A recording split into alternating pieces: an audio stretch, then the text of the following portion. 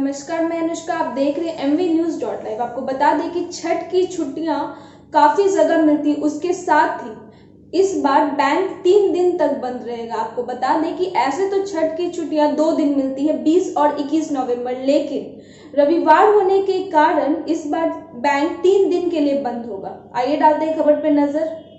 छठ महापर्व पर बैंकों में अवकाश तो 2 दिन की है, लेकिन रविवार होने की वजह से 3 दिनों तक बंद रहेंगे।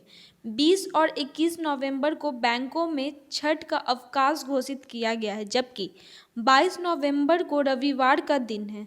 लिहाजा 20 से लेकर 23 नवंबर तक बैंक बंद रहेंगे। अगर आपको बैंक से जुड़े कोई भी काम करने हो तो आज और कल यानी 18 से लेकर 19 नवंबर की तारीख के बीच आप अपना काम निपटा सकते हैं। हालांकि छठ की खरीदारी के लिए बैंकों की ओर से ATM व्यवस्था का सुचारू रखने की पूरी तैयारी की गई है, जिससे ग्राहकों की किसी भी तरह की परेशानी नहीं हो। ATM से वे निकासी कर पाएंगे, कैश डिपॉजिट भी कर सकेंगे। सभी ATM को सुचारू रखने की व्यवस्था की गई है। साथ ही ग्राहक मोबाइल बैंकिंग, इंटरनेट बैंकिंग और ग्राहक सेवा केंद्र की सेवा भी ले सकते हैं।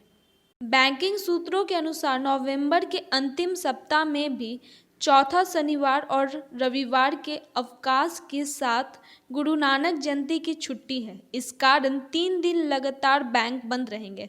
28 नवंबर को माह का चौथा शनिवार है, 19 को रविवार का अवकाश है, साथ ही 30 नवंबर को गुरु नानक जयंती की छुट्टी है।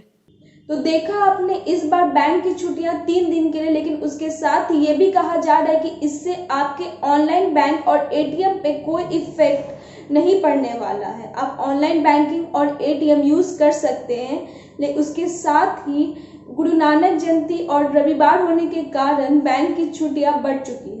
लेकिन तब तक के लिए ऐसे ही तमाम खबरों के लिए बने रहे हमारे साथ MVNews.live पे। और अगर आपको हमारा वीडियो पसंद आए तो जाते जाते चैनल को लाइक शेयर और सब्सक्राइब करना ना भूलें।